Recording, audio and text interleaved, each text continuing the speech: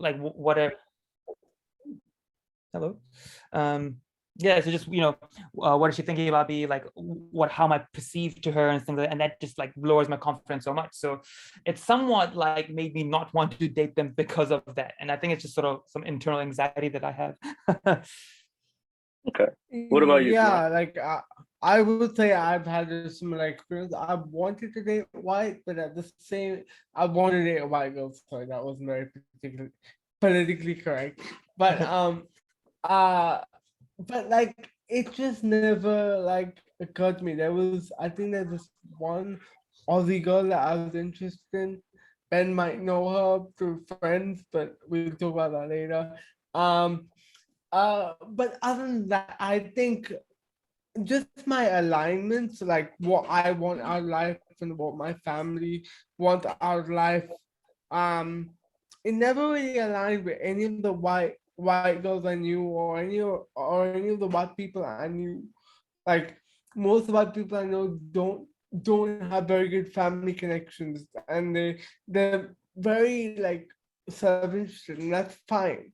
But as a person who's been brought up so much by their family and have had so much of their life built up by their family, I've still got that very strong connection. So whatever I do, it is always in the factor in what I think is best for my family. So I'll never make like a reckless choice, if that makes sense. Like a choice purely out of my own self-interest. Whereas a lot of my Aussie friends might go for that one chance or might make that one move. So I just don't think our styles align, and that's me and how I was raised. Fair enough. Okay. Um, I'm kind of the same, I guess. Yeah, I like I don't I'll ask you boys this, right? So in high school, um, a lot of brown boys that I was friends with, we all kind of went through the phase of only really liking white girls, right? And unfortunate as it is to say, kind of putting down POC women, right? Um, because we were like in the sense that brown girls. I hate saying this, but like because a lot of POC girls, they're not necessarily focused on kind of wearing makeup or looking good when they're at school. They're like, they're there to kind of do their Yeah, work. And they're like us. yeah, and so I think I remember when I was in high school, I had a very internalized racism mindset, right? Where I would consistently put down brown girls to uplift white girls within the sense of beauty and romantic interest, right? Thankfully, I'm out of that phase now. And for me, like I have been on dates with white people, and it just hasn't, like, the cultural divide is very apparent, right? So when I've gone out with POC girls, it's been there, but it's a bit more. It's just a different variation of how I see things anyway, right? As opposed to a complete um, opposition, if that makes sense. And so for me, and like Kunal said, just like in general with future aspirations within fitting into like a family, aesthetic, it just wouldn't work for me. The reason I brought it up was because I've been made aware of how a lot of POC men bring down POC women, right? With like, and put white people, I'm gonna say people, not just girls, but people on a pedestal, and bring down POCs. So I just wanted to get your opinions on whether or not you're aware of that trope, right? And I think it's been very popularized among Black men and Black women in the US, but it's definitely been something that I've noticed when I was down in Sydney, when I was sort of, when I met a few more brown people in Sydney, I found that they were kind of still the same, where they preferred their snow bunnies, and didn't, give the POC people a chance. And so I wanted to get your opinion on whether or not you were aware of that trope, and if that's affected how you've seen your dating preferences in any way? I'm definitely aware of it. I'm not sure if you guys watched Love is Blind season 2. Yeah. Yeah, so the guy, I forgot his name now. Sheke. Sheke, yeah, that man has a lot of internalized racism. And I think that's where we saw it on screen, and I was like, oh my god, like he set us back like a few years, man.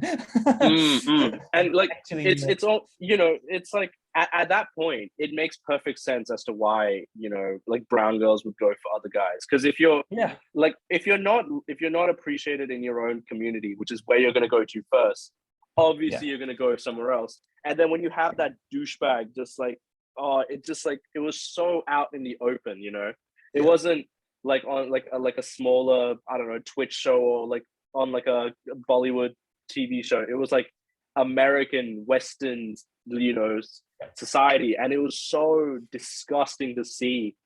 And it's like, I honestly, I'm more mad at like the people who filmed the show for picking him, you know. Because I swear to God, I feel like they knew what they were doing by picking that douchebag. And just it's not even like the internalized racism, bro. Just like looking at the way he spoke to I think it's Deepti or Deepti, yeah. And like I remember when they first met, he was just like grabbing her ass when they like first met, and it was so gross. And like, how is that? You know, like brown guys are already portrayed as like thirsty as fuck with no game, right? And like overtly sexual. Like, how are you helping that? You know, you're literally just making it worse. It's like packaging it in a gold wrapper. Like this guy, he's objectively, I can say he's attractive and he's smart and all that shit. But like literally deep down, he's just such a scumbag. I hate that show. Yeah. I think that's when I saw it like on screen, and I was like, oh my god, my friends are seeing this. My friends' potential girlfriends are seeing this, and it's just gonna make it all worse. It was so bad. Similar like disgust feelings. And I remember it was quite nice to see that when you're on social media, that everyone else was kind of like shitting on them at the same time. But it was also good to see that it wasn't just like localized to just, oh yeah, it's all brown men like this. It was just that guy, which was really good to see.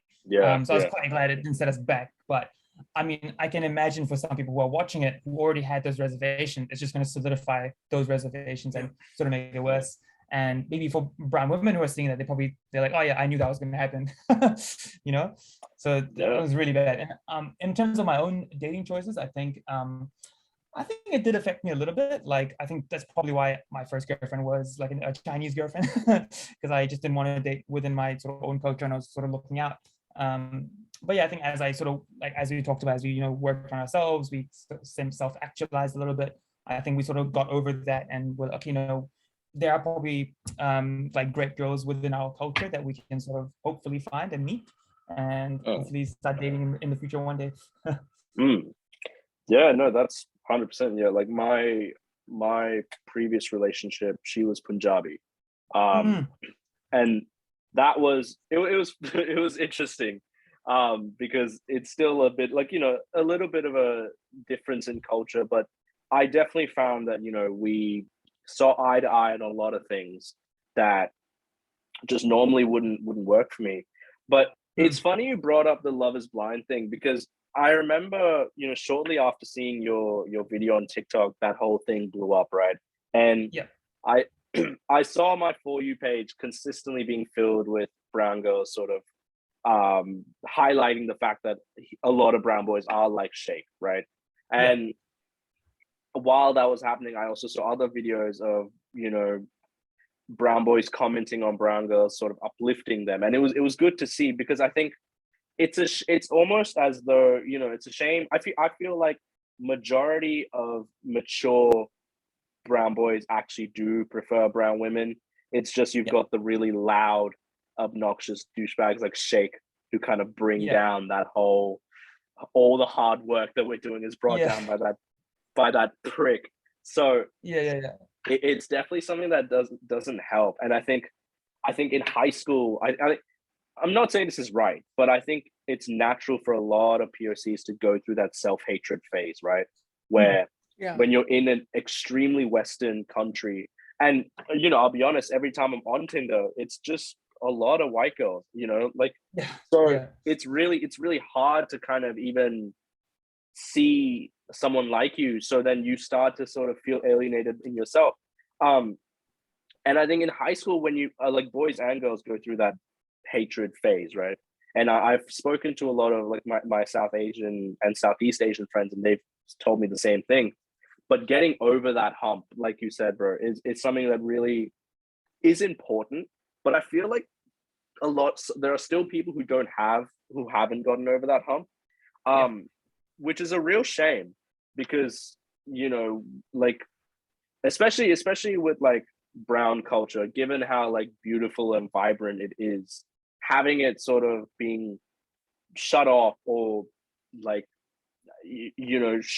sort of shipped, I don't want to say shipped, but taken to another place, when most brown boys do appreciate, and most brown girls as well, do appreciate a brown person within that relationship context.